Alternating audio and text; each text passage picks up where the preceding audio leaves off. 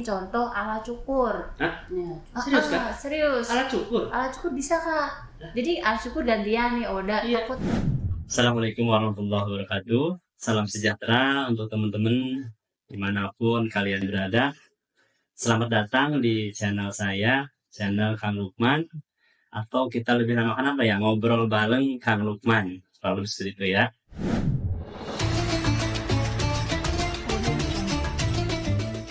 Tempat berbagi cerita, inspirasi, tentunya obrolan yang santai tapi insya Allah menginspirasi teman-teman semuanya. Alhamdulillah saat ini saya ditemenin oleh bintang tamu yang luar biasa, yang istimewa. Di sebelah kiri saya sudah ada para bidadari-bidadari yang menemani saya saat ini. Ada Kak Desi. Ya, halo. Beliau dari petugas rumah sakit, dan Kak Iva adalah duta AIDS. Hai. Mari kita kenalan dulu dengan mereka berdua. Mungkin dari Kak Desi dulu, boleh diceritakan singkat mengenai Kak Desi. Iya, saya sebagai salah satu admin di salah satu rumah sakit di Jakarta. Untuk Kak Iva sendiri? Saya duta HIV/AIDS dan juga duta anti narkoba di salah satu yayasan di daerah Jakarta. Jadi dulu ceritanya kenapa awal mula bisa jadi duta gitu, Kak. Jadi dulu kan sekolah di salah satu SMA di salah satu Jakarta Barat waktu itu. Jadi SMA di situ, kemudian saya jadi ketua OSIS tuh, Kak. Saya jadi ketua OSIS, perwakilan untuk menjadi duta. Saat itu perwakilannya harus 2. Saya memilih wakil saya. Nah, setelah kita berdua berangkat tuh pelatihan. Pelatihannya di ruangan tertutup. Ada dokter, ada semua, kita belajar mengenai HIV/AIDS gitu. Nah, dari pelatihan itu kita diambil oleh yayasan YCAB atau Yayasan Cita Anak Bangsa. Jadi kita dari situ ada pelatihan lumayan lama. Kemudian kita dilantik jadi duta. Nah, kita ngapain sih jadi duta? Jadi kita jadi duta itu kita harus pelatihan ke SMP, SMA, SMK swasta negeri se-Jakarta Barat gitu. Saat itu Kak Iva masih SMA ya? SMA ya? Gitu. Jadi disuruh keliling sekolah tuh. Jadi kita nggak belajar, Kak, bolos. Kita bolos kerjanya untuk kita campaign ke SMP, SMA, SMK itu. Nah, campaignnya tujuannya apa? Setelah kita ngasih informasi mengenai HIV/AIDS, mengenai HIV dan semua narkoba juga gitu. Nah, nanti kita bagi-bagi namanya kayak flyer. Nah, info apa ya, Kak? Yang kita nanti isinya itu kayak tanya jawab, Kak. Kuesioner. Tanya jawabnya mengenai HIV, narkoba, apa sih sejauh mana mereka paham tentang HIV, tentang narkoba gitu. Nah, setelah kita kasih nanti, jadi kita penyuluhan, kita ada surat dari yayasan itu, kita izin ke sekolah-sekolah, kita ngasih, apakah nanti dikonfirm dari sekolahannya, baru kita ngasih, nanti sekolah memfasilitasi ruangan, tadi aula, tadi lapangan, setelah upacara atau apa, kita campaign ke anak-anaknya. Atau enggak kita masuk ke kelas-kelas gitu. Setelah itu kasih kuesioner, setelah kita ngasih penyuluhan, kita ngasih mereka semua materi tentang HIV/AIDS, kita ngasih kuesioner itu, lalu kemudian kuesioner kita kumpulin. Baik. Setelah kita kumpulin, lalu sebanyak-banyaknya tuh supaya kita juara gitu cerita. Jadi saat itu saya duta HIV/AIDS itu juara 2 waktu itu. Jakarta itu. Se-DKI. Oh, Karena kita lawannya se-DKI. Kita kebetulan saya perwakilan dari Jakarta Barat gitu. Nah, setelah itu dari kampanye itu saya ngumpulin kuesioner 10.000 lebih. Wow, Juara biasa ya Kak Iva ya?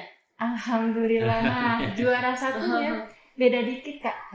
Tapi sih ini bukan masalah juara 1 atau 2 sih. Iya, tapi masalah bagaimana supaya informasi yang kita sampaikan itu nyampe ke teman-teman semua, nyampe ke teman-teman, ke anak-anak yang kita sampaikan itu gitu, Kak. Mencari kuesioner 10.000 orang itu susah banget kayaknya. Berapa bulan ya? Luar biasa sih masuk ke sekolah ya, dari mana-mana aja. Luar biasa kayak panas, hujan, nggak ikut pelajaran. Asik juga sih sebenarnya.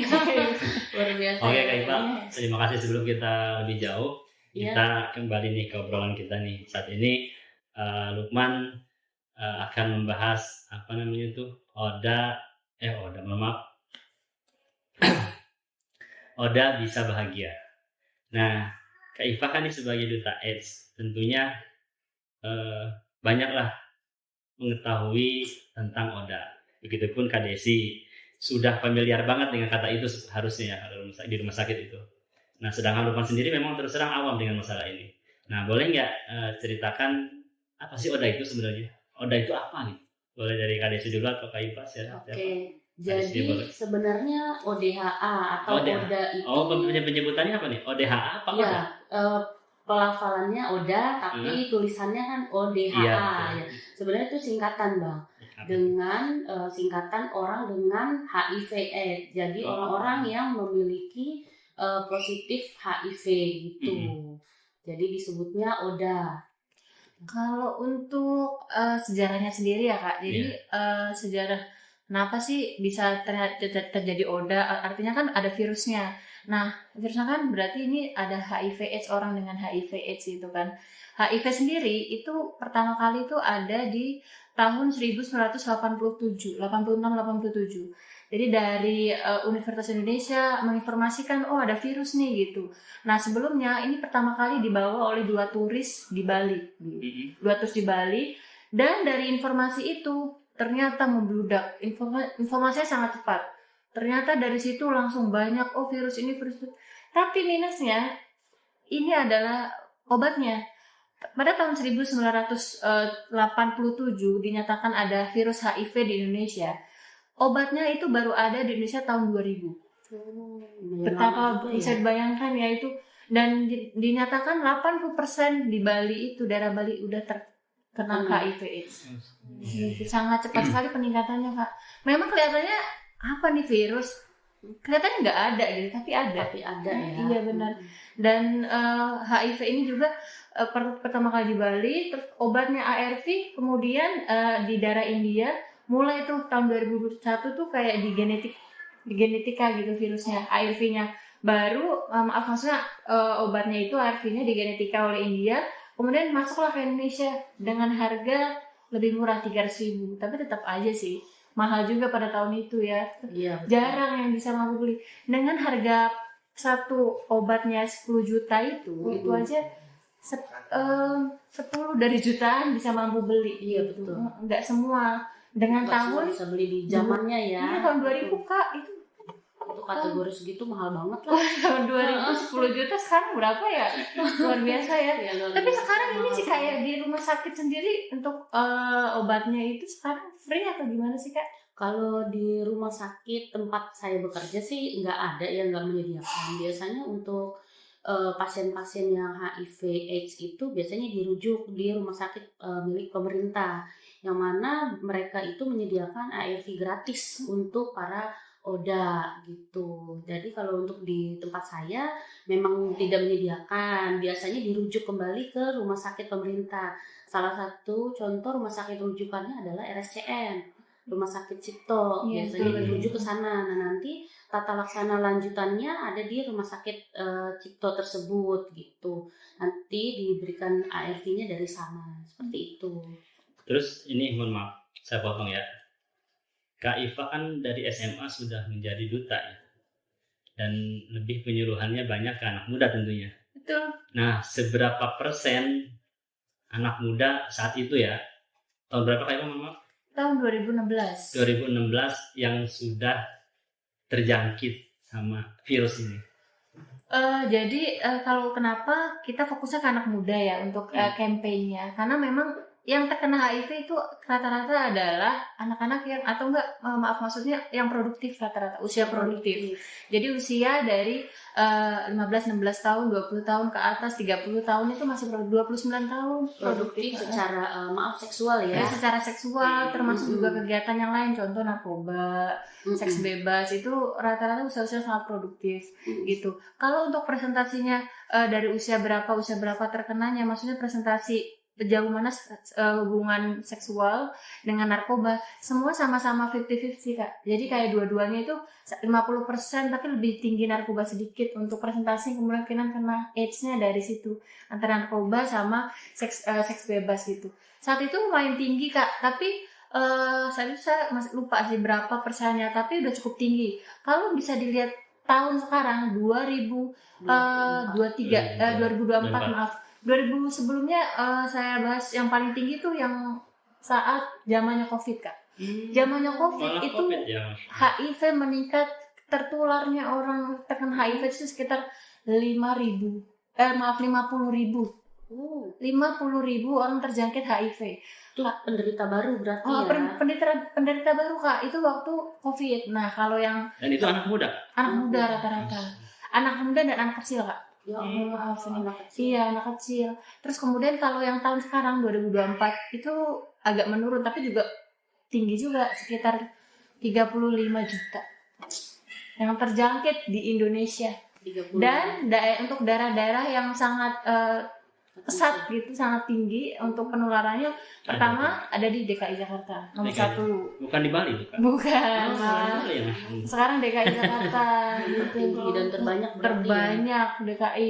Kemudian yang kedua di Jawa Barat, Jawa Tengah, Jawa Barat. Itu antara 3 itu udah yang paling rating nomor 1, 2, 3 yang tertular HIV AIDS banyak di Indonesia ya Kak. di Indonesia tentunya. Terus ini Kak, orang kalau sudah terjangkit kan tentunya kalau dari sisi mental atau psikis mereka tuh ada Guncangan. ada terganggu nggak atau terguncangan nggak? Jadi mereka misalkan malu atau gimana? Seperti apa nih Kak Desi mungkin di rumah sakit nih? Untuk psikologisnya sih sudah pasti ya, pasti merasa tertekan, terbebani, terus merasa mungkin ada penyesalan atau rasa bersalah sama keluarga, rasa malu mungkin ada, apalagi kalau yang sudah stadium akhir gitu ya dan sudah menunjukkan gejala, mungkin ya dia sangat-sangat merasa hidupnya terkucilkan atau gimana gitu. Iya benar sih Kak. Jadi rata-rata kan orang yang melakukan kesalahan sebelumnya atau melakukan seks bebas sehingga dia menyatakan AIDS atau HIV itu kan atas dasar diri dia. Terus kemudian mereka depresi. Depresi itu menurut psikologis adalah suatu sikap yang titik terendah seseorang dalam emosional. Jadi dia kayak udah merasa tidak ada gairah hidup ya, tidak layak hidup gitu. Tidak layak hidup, nggak ada gairah hidup. Kan Iya, manusia kan tujuan untuk hidup itu kan memang kita harus ada semangat untuk ibadah. Itu nggak ada, untuk gairah hidupnya udah nggak ada. Dan ketika orang itu dijangkit HIV terus kemudian dia mau bunuh diri, itu bukan karena memang dia bunuh diri karena memang dia karena AIDS menurut saya sih Kak. Karena apa Pak? Karena biasanya dia benci sama diri dia sendiri. Benci karena tidak diterima masyarakat yang akan masukkan dia, dipandang sebelah mata, tidak diterima keluarga, tidak diterima pasangan, tidak diterima sama siapapun. Kemudian juga dia benci sama dirinya. Kenapa dia melakukan itu? Sehingga dia bisa terkena AIDS. Dia benci dengan diri sendiri. Udah otomatis bencinya udah cukup kompleks tuh, sehingga dia memuncak. Jadi bunuh dirinya bukan karena dia karena sakitnya, tapi karena dia benci karena diri dia tidak layak gitu. Emosional dia benci, nggak suka sama diri dia, ngapain ini masih di sini gitu, masih hidup gitu. Menurut Kak Iva sebagai duta AIDS dan Kak Desi yang tentunya di rumah sakit, ini cara mengatasi ODA ini bagaimana gitu supaya mereka tuh tetap bisa hidup dan artian tuh hidup layak ya, bahagia, mereka bisa bahagia, bisa tetap bermain di lingkungan ataupun bisa jalan-jalan. Ada nggak sih triknya untuk mereka ini? Sebenarnya ini ya Kak ya, ODA itu dia bisa hidup normal ya Kak ya, bisa melahirkan, bisa punya anak, bahkan bisa ada hidup normal. Kakak pasti banyak banget cerita yang di rumah sakit mengenai orang yang terkena ODA tapi dia bisa hidup layak bahagia kayak kita biasa gitu ya. Kalau menurut saya sih yang pertama itu ya udah harus mulai menerima diri sendiri. Oke, mulai menerima keadaan. Kalau memang sudah ya udah berarti kan dia itu terkena HIV AIDS itu karena perbuatan dia sendiri ya, akibat dari perbuatan dia yang tidak sehat sehingga dia terkena virus itu. Ya udah karena kita sudah melakukan seperti itu, ya berarti harus siap menerima konsekuensinya. Yang mana konsekuensinya itu ya penyakit tersebut, gitu. Itu sih kalau menurut saya, Kak. Kalau menurut Kak Desi yang di rumah sakit nih, misalkan ada pasien atau orang datang ke rumah sakit nih, mereka mau periksa karena misalnya ada keluhan apa gitu ya, terus ternyata rumah sakit itu dinyatakan orang ini tuh kena AIDS atau HIV ya. Nah, apa yang dilakukan rumah sakit supaya tadi tuh dia tidak terpuruk? Ini masalah mental ya, dia tidak terpuruk. Pihak rumah sakit apakah kamu gini misalnya pihak rumah sakit seperti apa? Jadi gini Bang, Kang, karena saya di bagian medical check up ya Bang, ya Kang ya. Jadi ketika salah satu peserta medical check up ada yang ternyata reaktif HIV, yang pertama kami lakukan adalah konsul terlebih dahulu ke dokter spesialis penyakit dalam. Yang mana nanti dari dokter spesialis penyakit dalam tersebut akan diarahkan untuk cek CD4. Jadi jika CD4-nya itu lebih atau sama dengan 350 jumlahnya, itu dinyatakan fit work, siap untuk bekerja.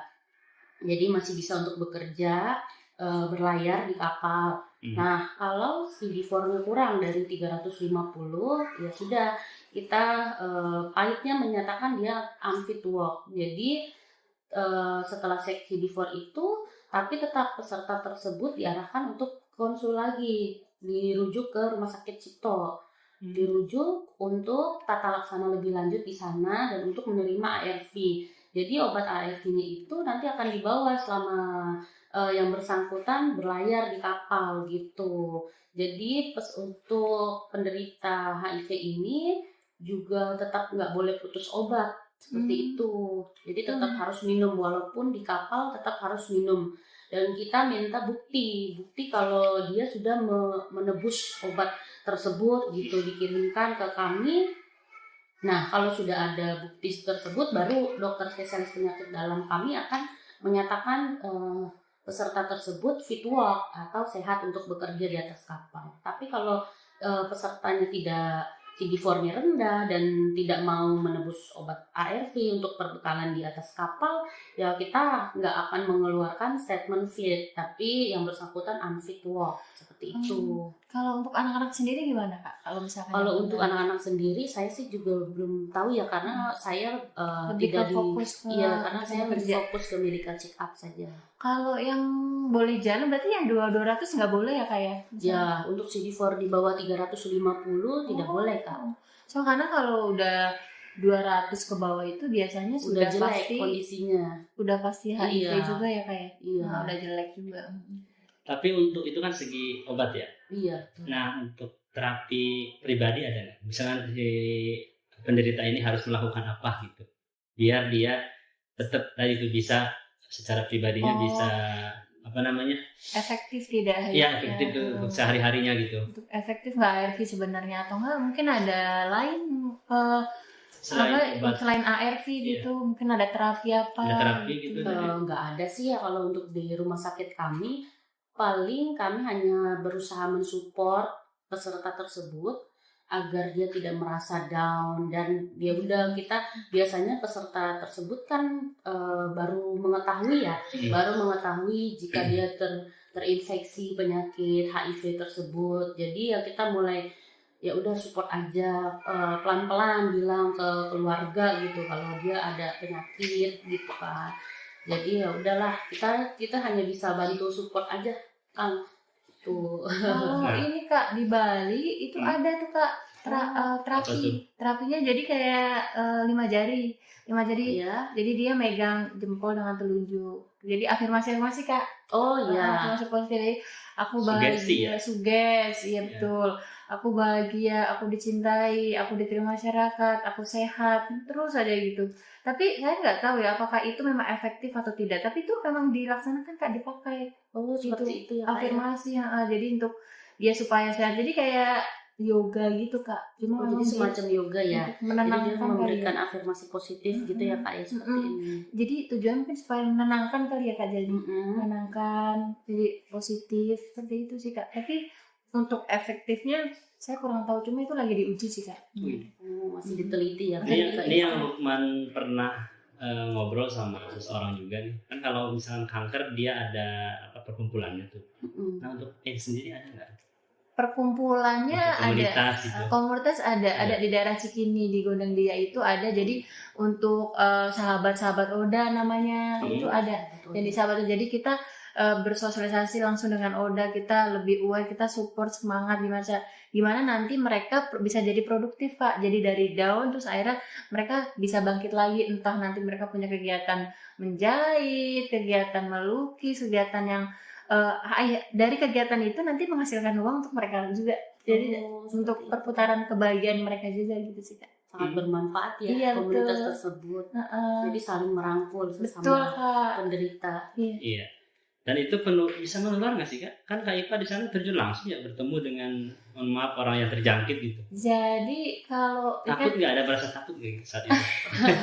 Ketemu dengan mereka itu kan? mungkin Kak Desi mau bantu jelasin soal HIV dulu deh Kak. Kita kan tadi bahas Oda nih. Tapi sebelum itu mohon maaf. Saya dari tadi merhatiin Kak Ipa sama Kak Desi pakai pita merah nih. Iya nih. Oh ini ya Kak. Apa nih, boleh dijelaskan apa nih, simbol apa ini? Ini simbol solidaritas sih Kak. Solidaritas untuk penderita Oda. Oh, Iya, gitu. jadi kita tunjukin kalau kita tuh peduli gitu. Iya. Seperti ini Jadi kita teman-teman. peduli kepada mereka. Jadi ini simbolnya pita merah seperti ini Kang Lukman ya. Iya. Iya. Kita Ini bawa. bentuk support kita untuk mereka seperti itu. Kalau tetap mau solidaritas juga bisa solidaritas. Teman ada. Oh gitu. Kang Lukman mau? Boleh. Kita bawa satu nih Iya, untuk Kang Lukman ya. boleh. Tunjukin Pasang nih? Iya. Pasang, iya. Wah, Bentuk ini. solidaritas juga untuk teman-teman kita yang Iya, Bisa betul. ditunjukin ke teman-teman kitanya seperti apa. Seperti ini pitanya. Ini memang harus bentuknya seperti ini ya. Ini Iya. tanda apa, lambang apa ini? simbolnya seperti itu. Iya, memang untuk simbol penderita cinta HIV. atau apa gitu.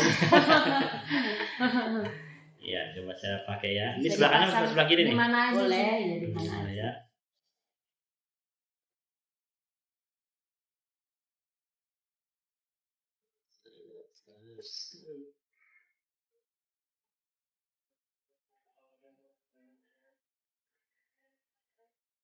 Nah, kalau kayak gini Oke. berarti udah peduli dengan Oda. Iya. Peduli nih kita.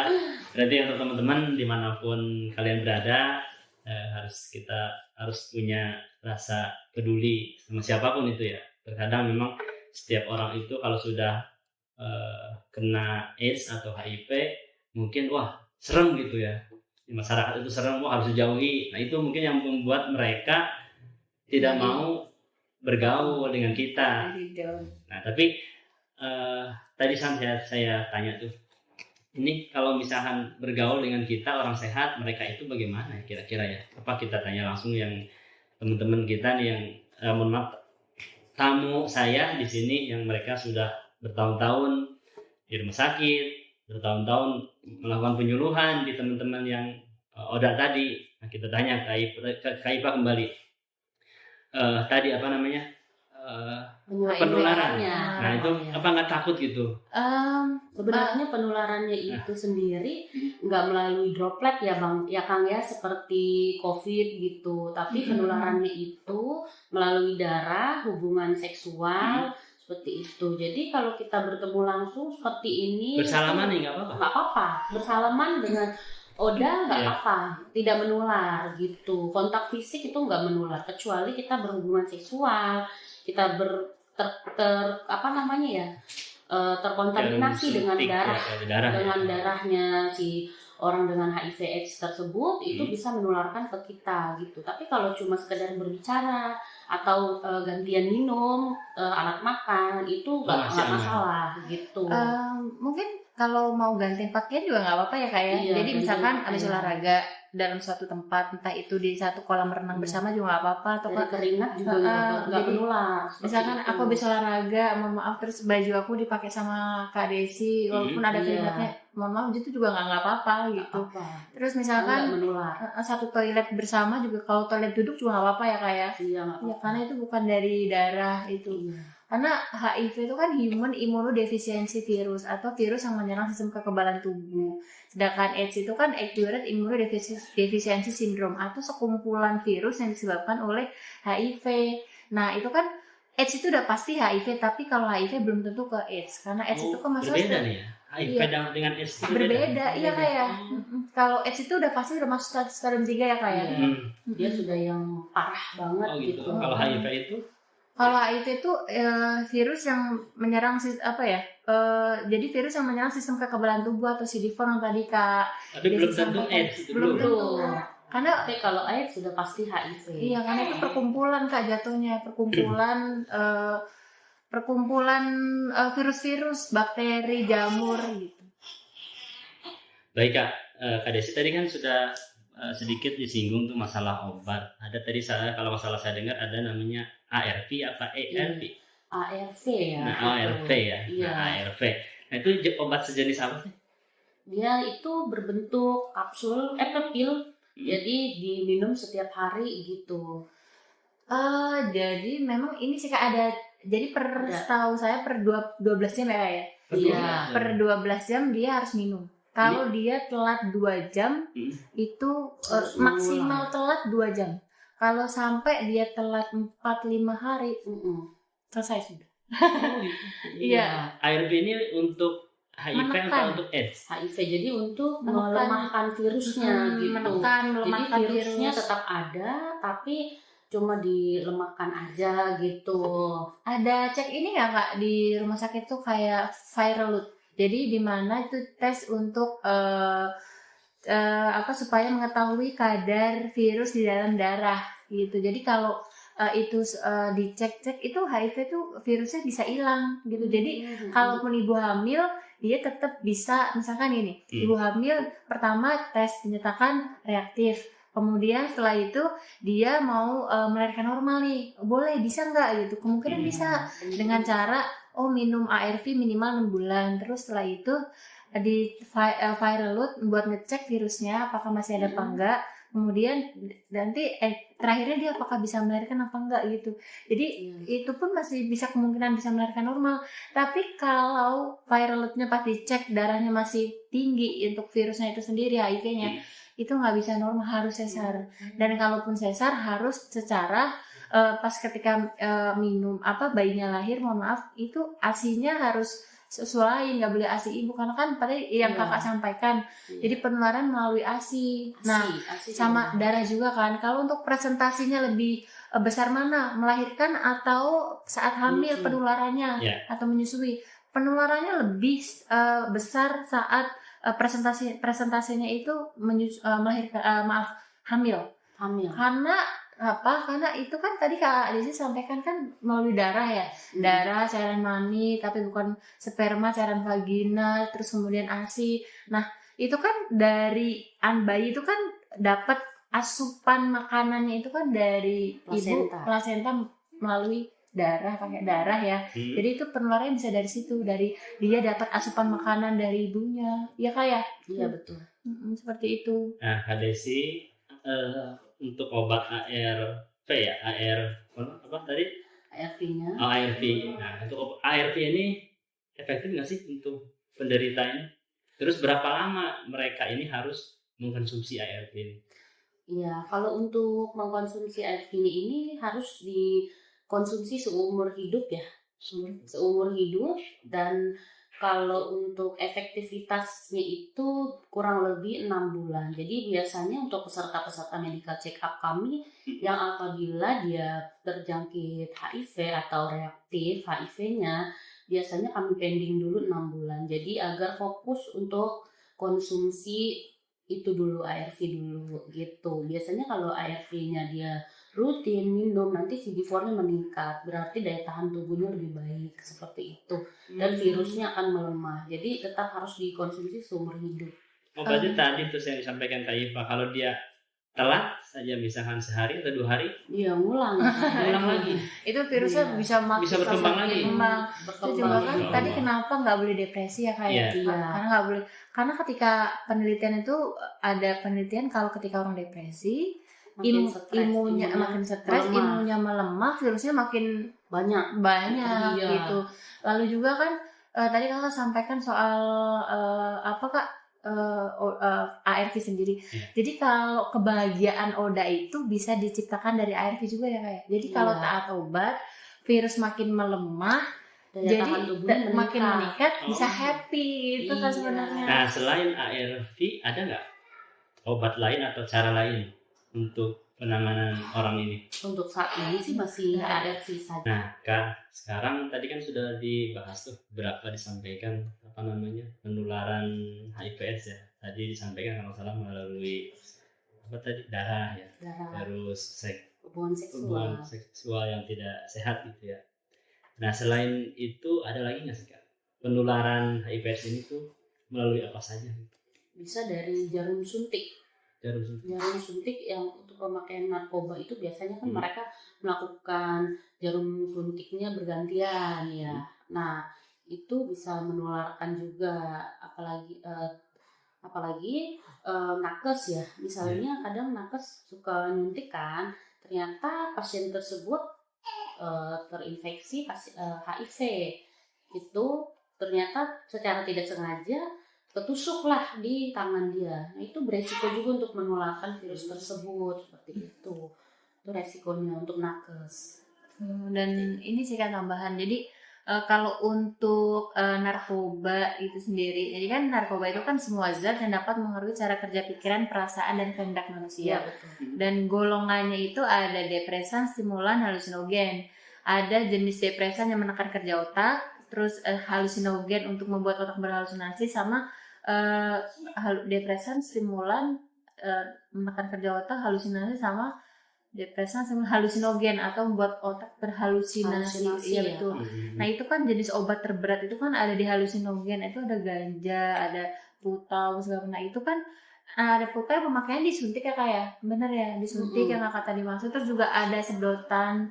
Nah takutnya kan ada yang sakau atau sakau itu kayak orang yang putus zat obat gitu ya, apa kan namanya sakau itu kayak putus zat obat. Iya. Jadi dia kayak bener-bener sama obat itu bener-bener udah ketergantungan, bener. Jadi mungkin dia karena udah nggak ada nih kak obat-obatan nih ya, udah nggak ada obat-obatan, terus dia bisa nyayat-nyayat tangannya, pergelangan tangannya untuk ngambil darah. Dia merasa darah itu masih obatnya itu masih ada dalam kandungan darah dia, sehingga dia sayat-sayat, kemudian dia isep-isep.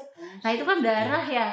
Nah nanti dia isep-isep, kemudian ada di bibirnya ada darah. Kemudian dia pakai narkoba jenis yang disedot nih. Nah nanti dari sedotan itu gantian kena darah, diganti lagi.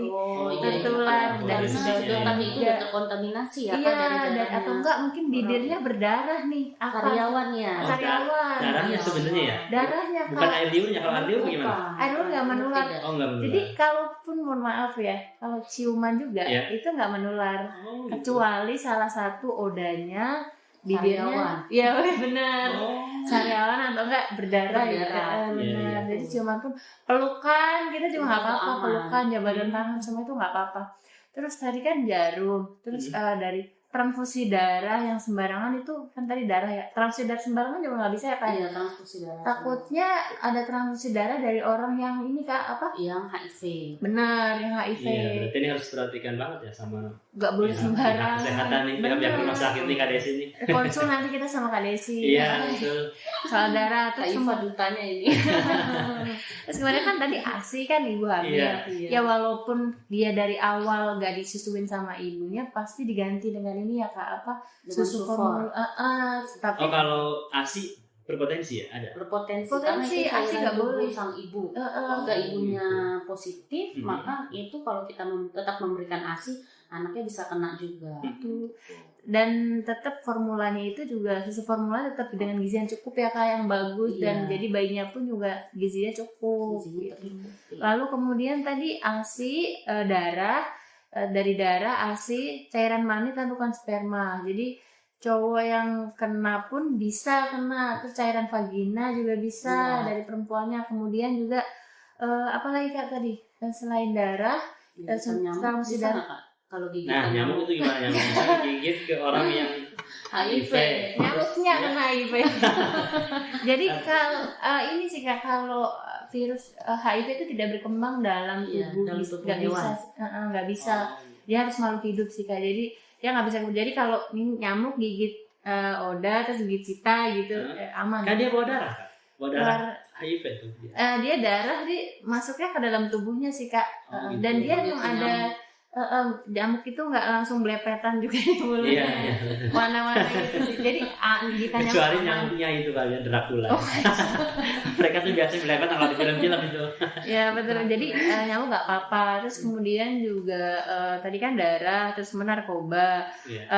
Lalu contoh misalkan dari jarum. Kalau jarum itu kan luas ya Kak. Jadi ada kalau dari Kakak Desi menjelaskan jarum suntik. Ada juga jarum tato. Nah, tato misalkan jarumnya itu nggak steril, itu bisa. Iya. Atau mungkin suatu benda tajam lain, contoh alat cukur. Hah? Iya. Serius Kak? Serius. Alat cukur? Alat cukur bisa Kak. Jadi alat cukur gantian nih Oda. Iya. Takutnya ini Kak luka. Ada yang luka. Dan Pas Oh. cukur, nah alat cukurnya itu udah terkena darah si Oda ini ya kan, dipakai ke orang lain. Dan misalnya luka juga masuk ke dalam. Tapi bukan rambut yang mohon maaf, rambut ya bukan ya? Bukan. Oh, saya Jadi kaget tadi. kulit Saya kepalanya soalnya gitu. iya. Dan saya kadang maksudnya minjem alat cukur temen gitu buat ukur kumis atau jenggot. atau enggak benda tajam lain Kak. Contoh kita di jalan nggak sengaja injek paku. Pakunya udah kena injek Oda, terus kita kena pakunya. Bisa kena. Bisa. Jadi harus hati-hati. Resikonya. Selain tetanus juga bisa ini. Kena HIV juga. Yang kalau agak sensitif lagi ini Kak, sikat gigi. Sikat Sikat gigi itu gigi. nggak boleh gantian. Iya. Kan nggak ada darah.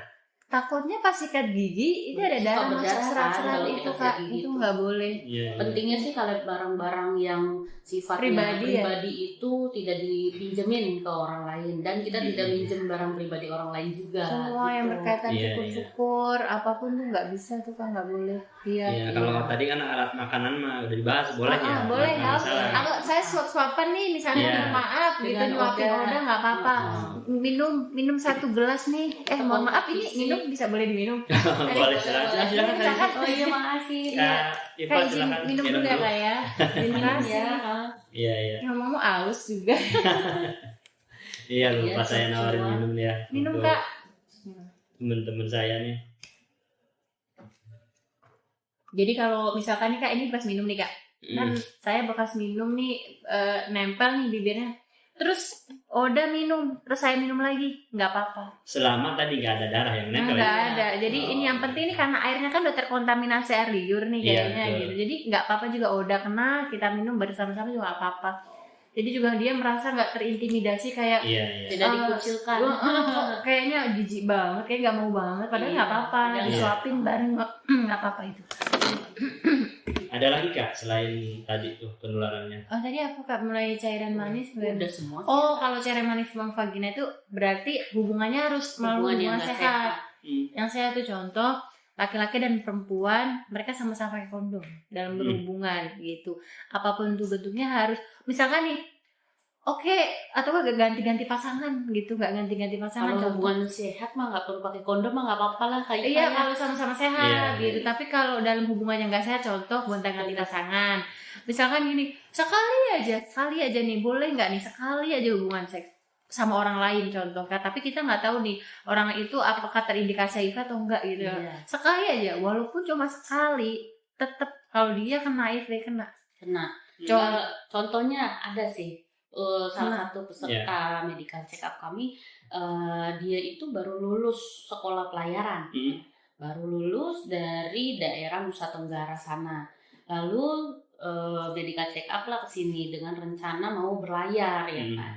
Orang tuanya sudah senang, sudah menyekolahkan dia sampai lulus. Tiba-tiba ternyata positif HIV. Setelah dianamnesa dan digali lebih lanjut sama dokter, ternyata pasien tersebut mengaku kalau dia baru 1 kali jajan di aplikasi micet. Seperti itu. Jajan apa nih Kak maksudnya nih? Jajan apa nih Kak? Jajan ya, jajan. Oh, jajan gitu. tanda kutip ya. Jadi baru pertama kali dia nyobain jajan dan langsung apes, langsung kena akibatnya harus menanggung akibat dari dia jajan Seumur tersebut hidup. seumur hidup. Nah, berarti hati-hati nih teman-teman yang suka jajan nih, hati-hati. Jajan ya, Iya, jajan. jajan. Bukan jajan gorengan, bukan. Iya, jajan yang tanda kutip tentunya ya. Iya, karena setelah diumumkan kalau memang dia itu positif HIV, Akhirnya dengan berat hati dia menelpon ke orang tuanya.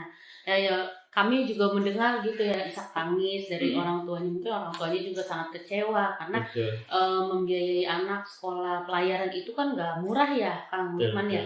Butuh biaya banyak, setelah habis ratusan juta mungkin, dan untuk penerbangan dengan segala macam transportasi ke Jakarta dengan biaya-biaya yang nggak sedikit, ternyata anaknya nggak bisa berlayar ke luar negeri gitu.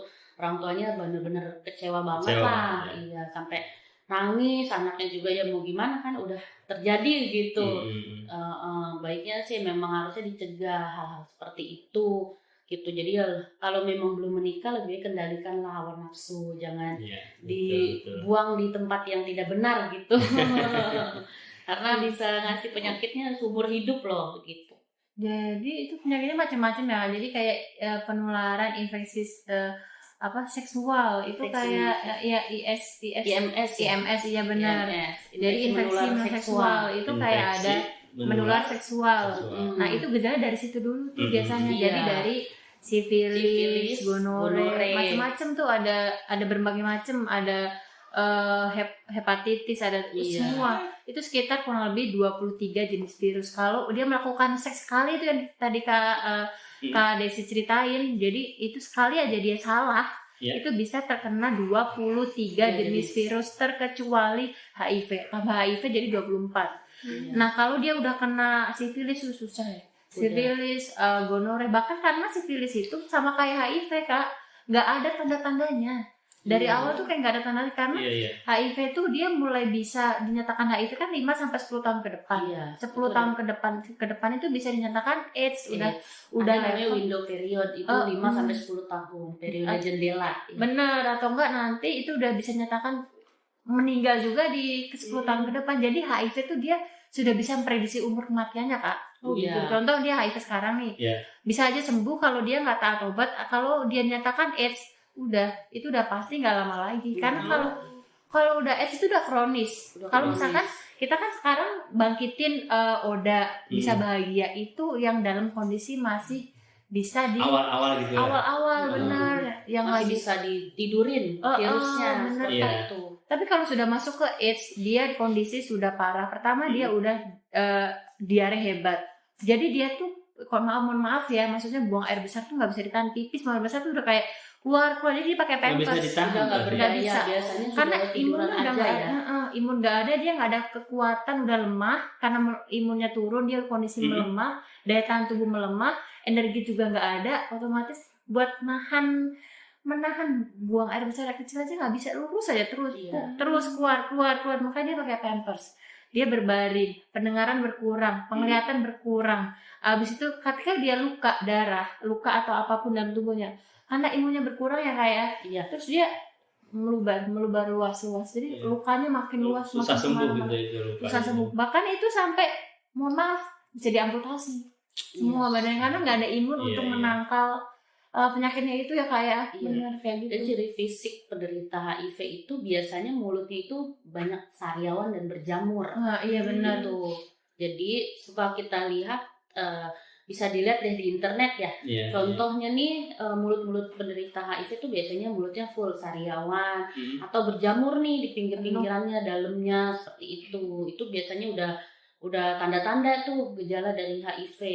Dan itu yang paling terlihat lah di awal-awal. Benar Kak. Dan tadi kan kita kan bahas soal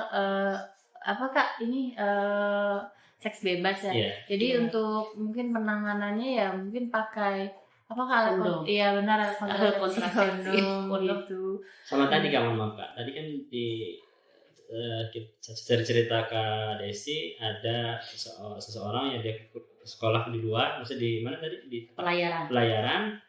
Kan dia saat itu masih sendiri ya, belum menikah. Dan umurnya sekitar 18 atau 19 tahun. Ya? Iya, karena baru lulus. Nah, ini mereka bisa menikah nggak sih sebenarnya?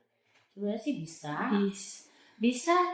Jadi orang bisa hidup normal, kayak kita gitu, hidup normal. Cuma siapa yang mau gitu dengan mereka? Gimana cara meyakinkan kalau misalnya itu laki-laki ya?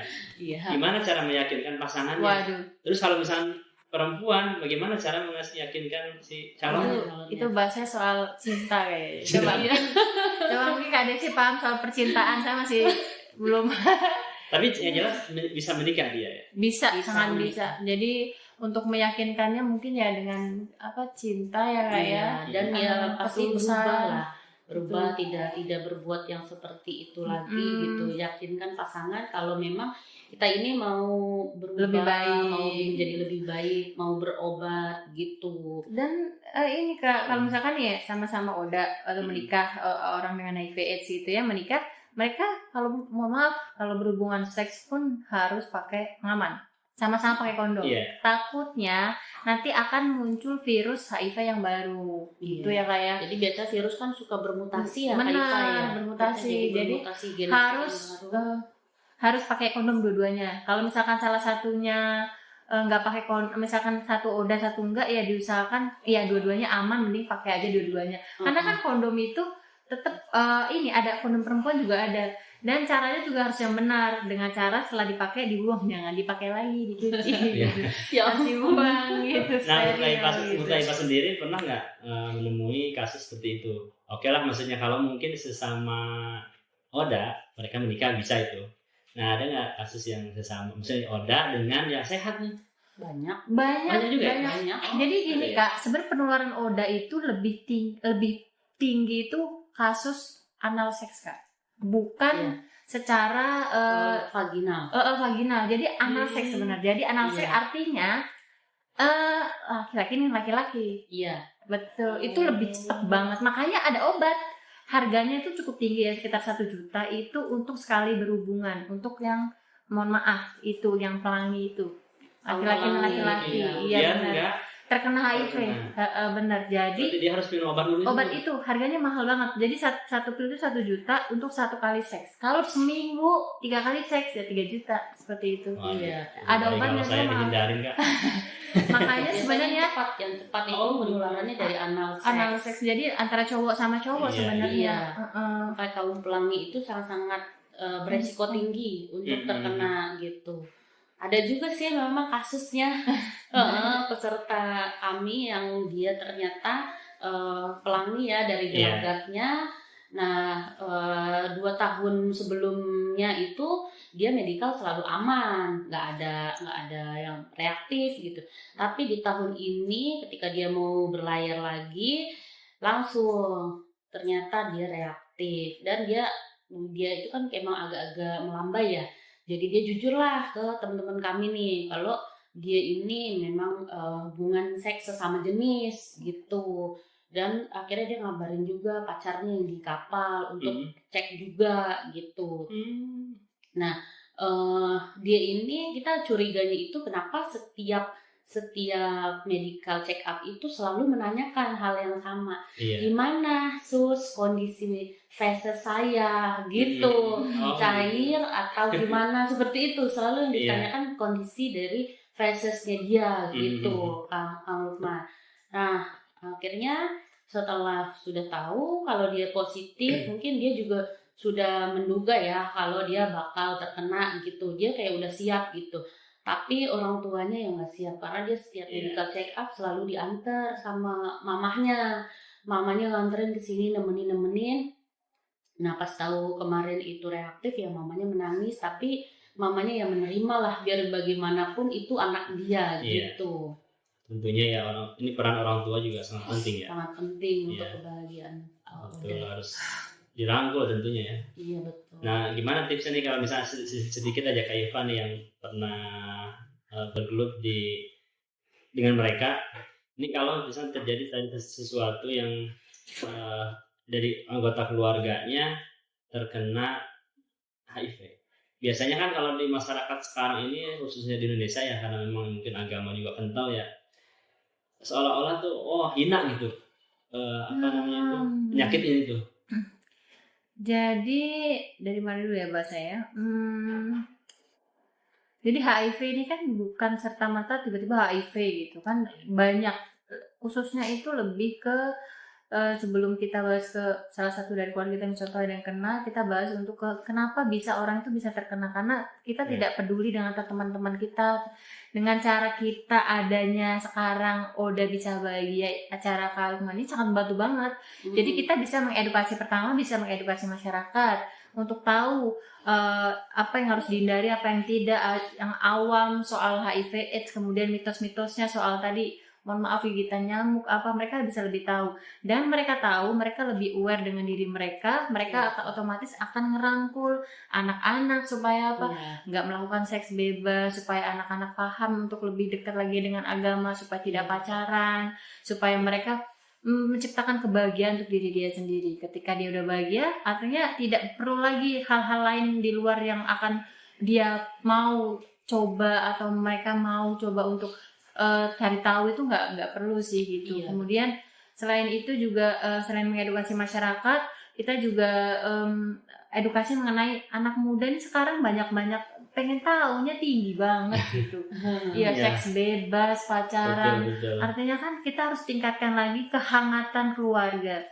Kehangatan keluarga supaya mereka tidak mau coba-coba lagi dengan hal-hal negatif menyimpang. Ketika di keluarga hangat, mereka tidak akan menyimpang yang sesuatu itu. Sesuatu yang negatif seperti itu, sehingga untuk menghindari apa itu seks bebas, dan lingkungan teman-temannya itu juga dengan edukasi ini mereka kan bisa share, oh ini HIV, ini AIDS, ini ada loh, walaupun wujudnya nggak ada, agak goib memang sih ya gitu, tapi ada gitu. Kita ngasih tahu edukasi dari narkoba juga, karena narkoba itu peningkatan cukup tinggi. Mereka ingin tahu, pengen coba-coba, sehingga akhirnya terjerumus satu ke narkoba, terkenalah itu HIV gitu.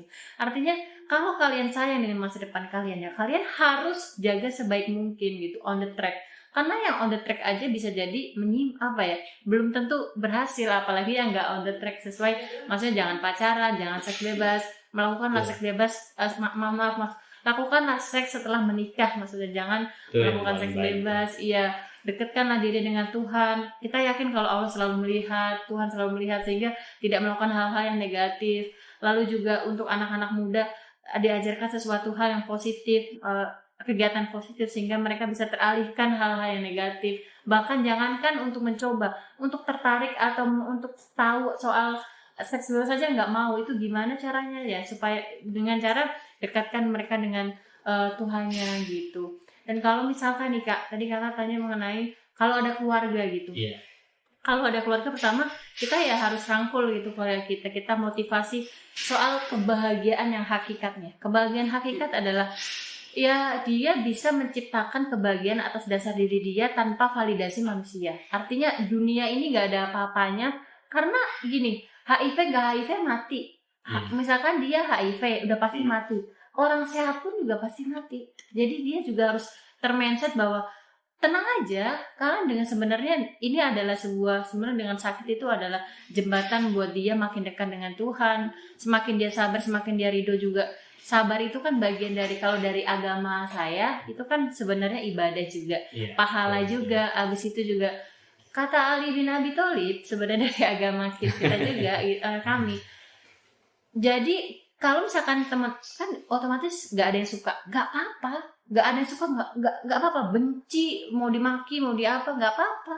Kalaupun suka alhamdulillah, kalau nggak ya udah nggak apa-apa. Artinya ya udah ciptakan kebahagiaan diri sendiri, karena hanya kita yang bisa tahu kebahagiaan kita. Dengan cara kita bahagia, kita dekatkan diri dengan Tuhan, semua pun nggak ada apa-apanya. Dunia ini nggak ada apa-apanya. Intinya agama ya. Agama, betul. Jadi dunia ini kecil lah sebenarnya kalau buat Oda. Sebenarnya kalau bisa menciptakan kebahagiaan sendiri, bisa nge-mindset diri dia bahwa diri dia bahagia, itu semua nggak ada apa-apanya. Semua nggak ada apa-apanya. Malah itu dia lebih semangat lagi untuk menjalani hidup, untuk ibadah lebih semangat harusnya. Bukan malah drop, harusnya lebih semangat lagi untuk ibadah, mendekatkan diri dengan Tuhan, semuanya. Iya, jadi harus menciptakan kebahagiaan sendiri, bukan atas dasar manusia. Karena manusia itu mudah berpaling. Sekarang bilang semangat ya, semangat Oda, ya besok jangan deket-deket sama dia Oda. Kayak gitu kan, manusia itu gampang berubah-ubah. Artinya nanti dia kan ada semangatnya dari dia nih, dari pacar kekasih nyemangatin, besok pacarnya berpaling, nah itu drop. Artinya jangan kita punya kebahagiaan di atas dasar manusia. Jadi kita punya kebahagiaan atas dasar diri kita sendiri. Kita punya mindset kalau kita bahagia memang bukan validasi manusia. Kita bahagia, kita layak buat bahagia gitu, seperti Iya, itu. Oh ya, kita ada kenang-kenangan nih buat Kak Desi sama Kak Ipa. Terima kasih sudah hadir di podcast saya. Ini buat Kak Desi, Terima kasih. ini buat Kak Ipa. Terima kasih. Ya, dan untuk teman-teman di rumah, terima kasih sudah mendengarkan diskusi kita hari ini. Semoga apa yang tadi kita bicarakan, diskusikan, bisa menginspirasi untuk teman-teman di rumah, bisa menjaga kesehatan. Tentunya kesehatan yang tentunya menjauhkan ya dari hal-hal yang tadi itu. Kita jangan sampai terkena HIV/AIDS. Dan untuk teman-teman Oda, semangat, kalian tetap semangat, kalian bisa bahagia, kalian bisa hidup seperti layaknya kita semua. Sekali lagi untuk teman-teman semuanya, jauhi virusnya, rangkul orangnya. Saya Lukman, terima kasih. Assalamualaikum warahmatullahi wabarakatuh. Bye bye.